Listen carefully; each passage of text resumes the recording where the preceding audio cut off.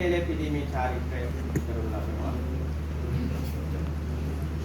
දුන්නු කිරිතල පවන මෙතෙකයි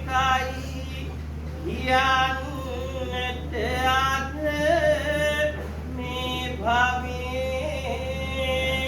හැකි වූ කෙනෙකුන් සිටිනවා නම්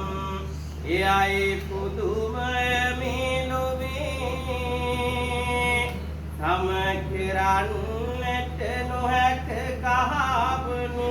වලට මව් කිරිවල අගේ කචුචියක් රෙදි පොගවලා තව ඉතිරි වේ මට හැගේ